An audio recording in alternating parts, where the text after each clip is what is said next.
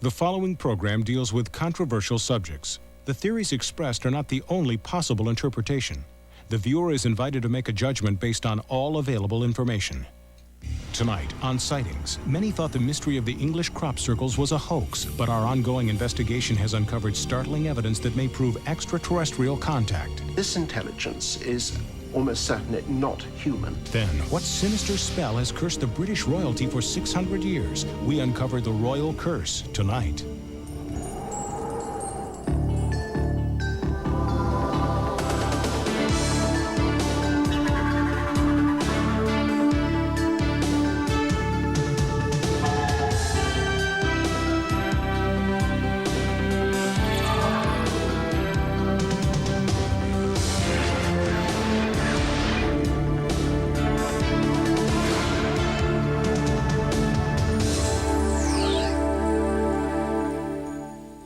Welcome to Sightings. I'm Tim White. Since the early 1980s, over 2,000 crop circle formations have been discovered in 30 countries, and new ones are being reported every month. Theories about where they come from range from weather anomalies to extraterrestrials to crazed hedgehogs doing a mating dance. Well, obviously some theories are more credible than others, but the fact remains that something is happening in fields around the world that no one can fully explain. The stories of unexplained designs appearing mostly in the farm fields of England hit an all-time high in 1990. News media from around the world were quick to hail these enigmatic circles and lines as the strangest scientific discovery of the 20th century. For a brief period, crop circles became the darling of popular culture. But then, two hoaxers stepped forward to claim that they had created the crop circles. And just as quickly as the phenomenon began, the media dropped the crop circle story. The hoax theory stuck, and soon the only people still interested were hardcore theorists and scientists. Initially, these were simple single circles, but in 1990, the patterns became much more complex, dramatically so, and blew right out of the water some of the early theories.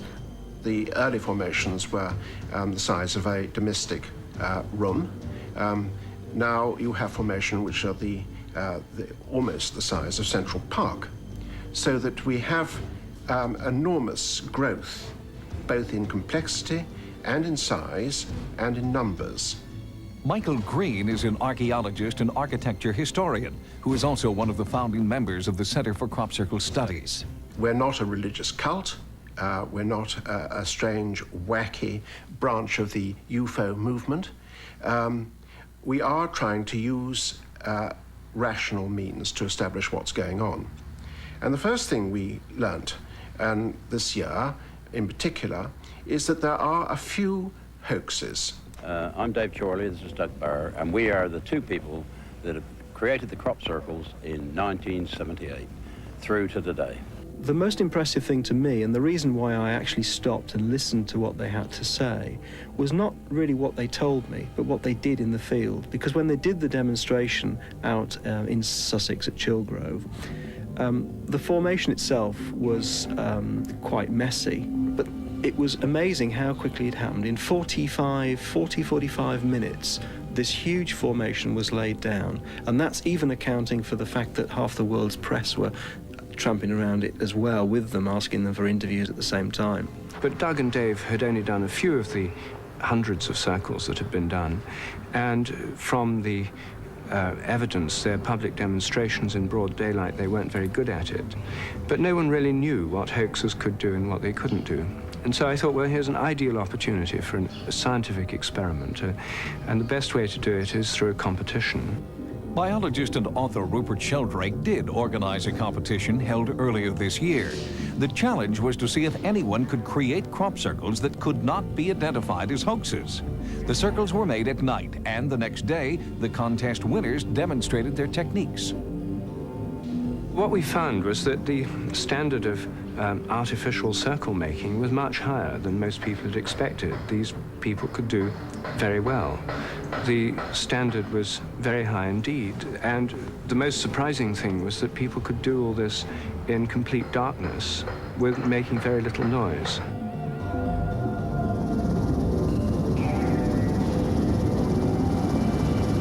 I flew the site the next day, and the aerial pictures that we took show some of the centres of these formations displaying exactly the characteristics that the genuine circles have displayed, and exactly the characteristics that many of the experts have said couldn't be done by people. Things like making rings without having a hole in the centre where somebody stands. Things like producing a radial effect where the crop splays out from a central point. And the team that won and the team that came second and third produced really marvellous formations which the judges were very impressed by. So what they show is that many of the features of crop circles could be hoaxes, but they don't show that they are hoaxes. And I mean, the analogy that I find most helpful is the fact you can forge a $20 bill doesn't prove that all $20 bills are forgeries. The first and primary feature, which is evident in the genuine phenomenon and not in the hoaxes, is the spiraling fingerprint. Colin Andrews heads up the Circles Phenomenon Research Group in Brantford, Connecticut. He has co-authored 2 books on crop circles and is believed to have visited more actual crop circle sites than any other researcher. This particular screen shows clearly the difference between the fingerprint, this is the print at the top here, of the genuine phenomenon, the real phenomenon, and all of those hoaxes which we're hearing so much about these days. Andrews believes that the most important patterns to be studied are those where the flow of the crops changes direction within a single circle, a pattern no human has yet been able to duplicate in public. I think the single most convincing argument for a real phenomenon and against the hoax are the effects that the phenomenon are having upon the plants themselves. Dr. Levengood, a well-known physicist in the United States, has discovered changes in the structure of the plants themselves, in cell structure of the plants, molecular structure of the plants on a number of continents. When a formation hits, it just knocks the heck out of the embryo. They don't grow. The seeds don't develop. Dr. Levengood has discovered that the cell structure of the crops within a formation are distinctly different from undisturbed crops nearby, and that this new cell structure seriously alters the crop's growth. Let me get this straight. A plant that is in a formation undergoes an internal change so that seeds taken from that plant grow a different kind of plant or an altered plant? Altered in both the growth rate and the germination. In some cases, it increases quite significantly. Some people maintain that hoaxsters created not only some, but all of these formations. You buy that? Oh, God, no. No, this is utterly ridiculous. No. If they had that kind of energy, they wouldn't be wasting it out in the field making impressions in a crop. It'd be a new kind of energy distribution, let's say, that I have never heard of. Mathematician Gerald Hawkins is another scientist with an intriguing theory. Professor Hawkins made his mark in the 1950s when he came up with an explanation for Stonehenge, still accepted today. Now, Hawkins has devised a mathematical formula relating the crop circles to the notes of a musical scale. Help us understand that. You're not suggesting that because there's a relationship between the ratios of the crop circles and the ratios of musical tones that you can somehow play the crop circles. I'm not saying that the crop circles are musical. I'm saying that they follow the same mathematical law as the major diatonic scale. No natural physical process that we know will generate the diatonic scale, which is, of course, the white notes on the piano. Therefore, the only theory that we can put forward is that it's done by human beings. It's all a hoax. But they're clever hoaxes, and if it's not a hoax, then we have a major scientific problem on our hands. Professor Hawkins has studied the ratios of the sizes of crop circles and found the same ratios between notes in the diatonic scale. If the music doesn't seem listenable, then it seems to imply there's something beyond music being communicated here. Yes, it could be a copyright insignia of the primary hoaxers or the crop circle makers, and perhaps they may use this later for further information transmission. But I'm not going to predict what crop circle makers will do next. Dr. Hawkins, you're implying that if even one of the crop circles is not the work of a hoaxer, that science will have to rethink everything? I'm afraid so. You only need one in this case, and you have a mystery.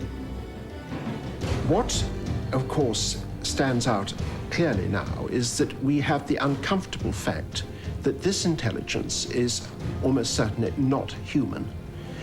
And this is where people become extremely nervous. The media becomes very nervous. The press becomes extremely nervous. They don't like mysteries like this.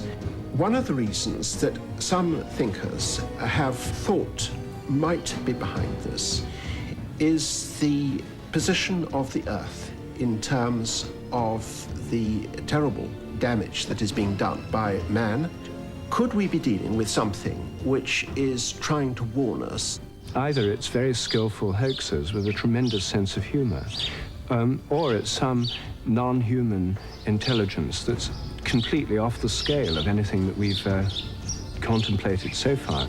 But if they are communications of Gaia or nature or aliens or whatever, if they're communications of some kind from a non-human source, it's not quite clear what they're saying.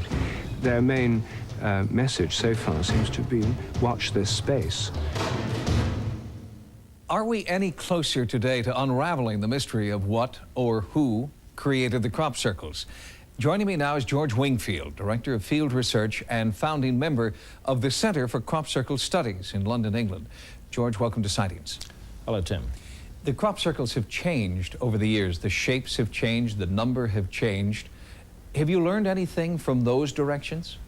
There's no doubt at all that these are of some sort of intelligent origin, and this appears to be non-human. What do the circles seem to be leading toward?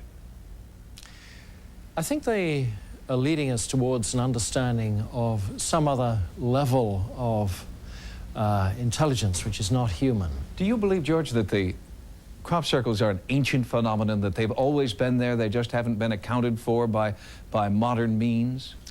No, I don't think so. I don't think so at all. I think the crop circles started appearing in quite recent times, probably less than 30 years ago.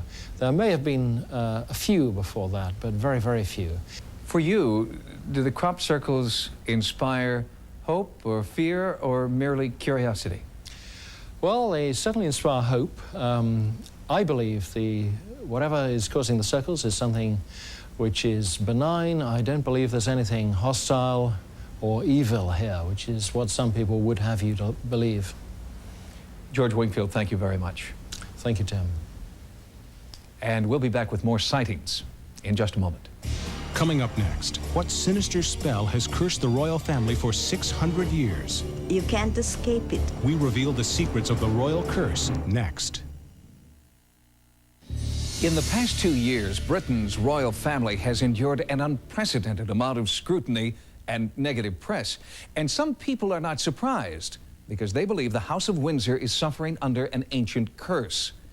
Are the Windsor curse and the current royal troubles just coincidence?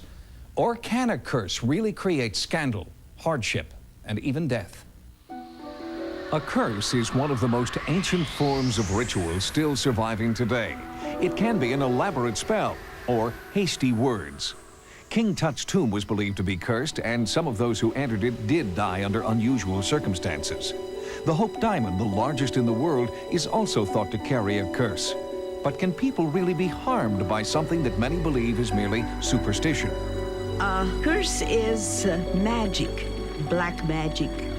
That is a negative wish that can be made by word of mouth, by saying something that would harm somebody. Anybody can be victimized. Anybody is vulnerable.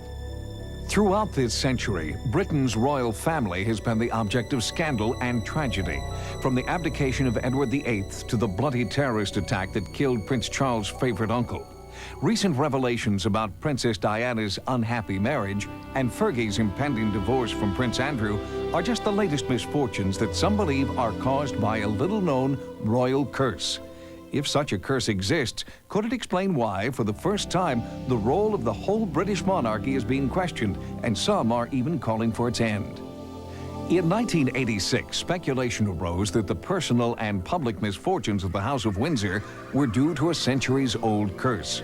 It was believed to have first taken its toll on the Queen Mother's family in the early 19th century at their ancestral home in Scotland. Rumors about the curse surfaced after it was revealed that two nieces of the Queen Mother thought to be dead, had actually been hidden away in a mental hospital for over 40 years. The nieces, Nerissa and Catherine Bowes-Lyon, are also first cousins to Queen Elizabeth, who is a direct descendant of the Bowes-Lyon family. The fact is that the Queen has an enormous number of cousins, and if you looked through the list of them all, you would find all sorts of, unfortunate characters. So too, there were two nieces of the Queen Mother who it was understood and indeed published that they had died many years ago. And what happened was that they were born mentally deficient. What actually happened in 1986 was that both these women were alive and well at this stage. It is not known whether or not the Queen Mother knew about their existence. It was a scandal at the time because it left a tarnished image on the woman that was otherwise known as the nation's favourite granny. The origin of the royal curse is believed to date back to the 17th century and Glamis Castle in northeastern Scotland. Glamis is the ancestral home of the Bowes-Lyon family. Here in the 1600s, the Lord of Glamis Castle made an error in judgment that many believe the current royal family is still paying for. One of these stories is a result of the feud that existed between the Ogilvy and the Lindsay family. And the story says that a group of Ogilvys were fleeing from the Lindsays and came to Glamis and asked for shelter. And the story says that what he did was to give them shelter in a small room in the thickness of the wall, but then he closed them in, and eventually that room was walled up, and of course they died a terrible death. The Ogilvys were entombed in Glamis Castle for over 100 years. When their chamber was finally opened in the 1700s, a grisly discovery was made. They had been so desperately hungry before they died that they'd even got to the stage of eating their own limbs. At least one of the skeletons had his teeth around his forearm. Some believe that when the wall came down, a curse was let loose upon the residents of the castle, a curse conjured up by the murdered members of the Ogilvy clan. The first manifestation of the curse is thought to have occurred in 1821, with the birth of the then Earl's firstborn son, Thomas Bowes-Lyon, the great-great-great-uncle of Queen Elizabeth. He was a, if you like, a hybrid between Quasimodo and Phantom of the Opera. His entire body was covered with hair, almost like an ape. He had very small arms and very small legs. And when his father, the 11th Earl, saw his son and heir, he was so horrified that he banished him from his sight. And the story even goes that he lived to be 100 years old, which would mean that he was still alive in 1921. There is a sort of infamous story about the Glamis monster, but frankly, I don't know anything about it. I mean, as far as we are concerned here at Glamis, it simply never happened. The curse of Glamis Castle has never been openly discussed by the royal family. Any discussion about the curse is vigorously denied by anyone employed by the family. The family take very strong exceptions to that particular story. And again, as far as they're concerned, it's a load of rubbish. It is interesting that it's the way to get a very, very frosty royal look is if you mention this monster and any story about it in the presence of the Queen Mother or any of her immediate family. They've never actually commented on the story on the record.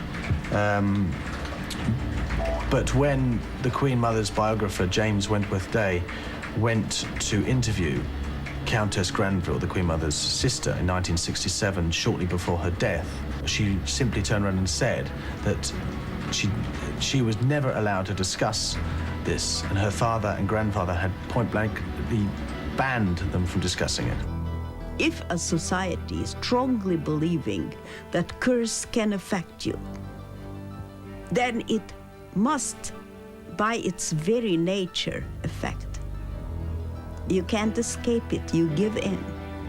Will the curse ever end for the royal family? Or are they destined to eternal tragedy because of the murderous act of one of the Queen Mother's misguided ancestors?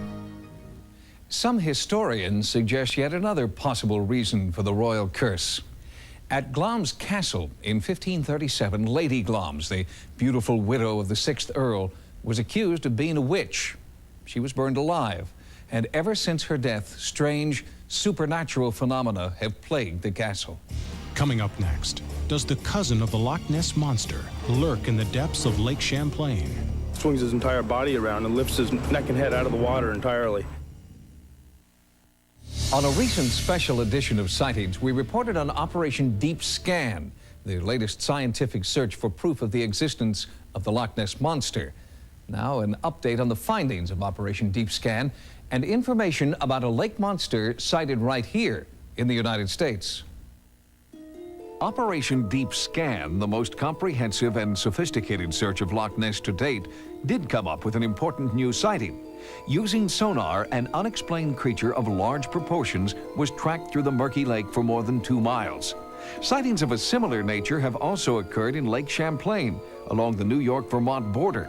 Recently, increased attention has been focused on the lake after 3 separate eyewitnesses captured video of what they believe is Champ, the Loch Ness Monster's American cousin.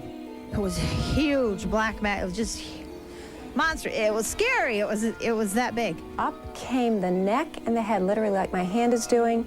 It turned and it looked at me, and it turned and it went right back down into the water. He swings his neck around and lifts his tail up, swings his entire body around and lifts his neck and head out of the water entirely.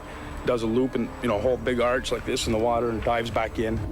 A Sightings investigative team is currently monitoring Lake Champlain. We'll bring you a full updated report of our findings in the coming weeks. Input from viewers is an important part of our Sightings investigations. If you've videotaped or photographed what you believe to be paranormal activity, our Sightings investigative team wants to know about it. To report your sightings, call the Sightings hotline at 1-900-740-SIGHT. That's 1-900-740-SITE. Each call 75 cents a minute. Average call lasts 2 minutes, and you must be 18 years or older. Again, the Sightings hotline is 1-900-740-7483. On the next Sightings, from the newly accessible Russian Republic, startling eyewitness evidence of bizarre extraterrestrial contact. And then, a special update on the Iceman. What ancient secrets has he revealed on the next Sightings? Join us next time for new investigations into the unexplained. For Sightings, I'm Tim White. The world's top wrestlers battle for championship gold on Saturday night's main event, right after Cops. It's a night of crime and punishment, hosted by Al Bundy. Tomorrow, coming up, a renowned psychic is murdered. Who did it, and why didn't he see it coming? You solve the mystery when LA Law's Corbin Burnson guest stars on Likely Suspects, next.